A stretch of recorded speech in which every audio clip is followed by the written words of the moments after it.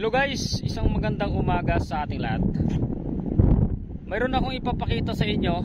Ito ay daan ng pawikan na nangitlog dito sa isla.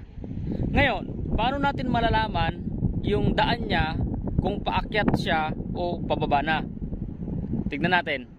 Papakita ko sa inyo para natin ma-identify kung nakababa na ba siya o paakyat pa lang.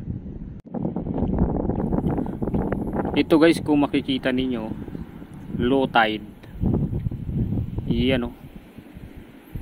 Itong isla na ito guys, araw-araw o bawat gabi o kada umaga, pinakamababa na nangingitlog na pawikan dito ay 3 piraso. Yan o, pansinin ninyo yung daan. Yan. Ayan yung paakyat. Paakyat pa lang yan yung daan na yan.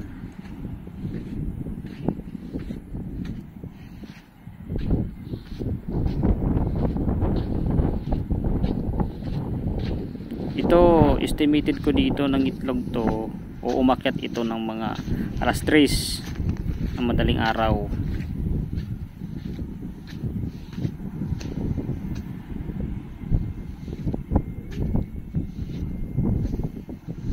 Matagal yan bago matapos mangitlog.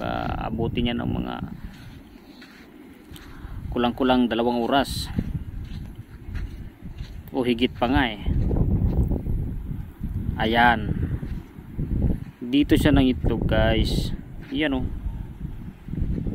yung mga beach crab, alam nila kung saan yung pinakaitlog niyan kasi binubutasan agad nila. Malangsa rin kasi yung itlog ng pawikan, kaya yun, alam ng mga beach crab.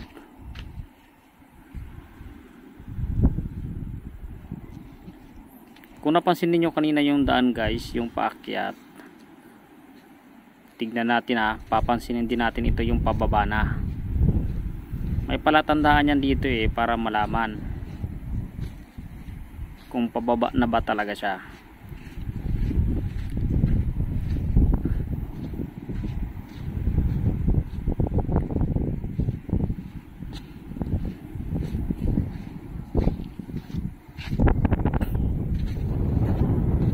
Yun o, napapansin ko na o, magkaiba yan sa kanina yung daan niya na yan.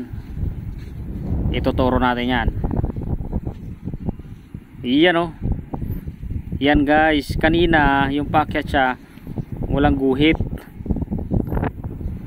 nung pababa na siya yan may guhit na. Siyempre, ikaw ba naman ang mangitlog ka ng 100 plus, siyempre pagod na pagod yan, laylay yan. Yun ang sumasayad sa buhangin, parang buntot niya na maliit. Yun o, yan. Kanina yung paakyat siya walang ganyan yun, itong pababa meron na. Diyan natin malalaman yung paakyat at pababa. Yun o, yan ang isa sa mga na-observe ko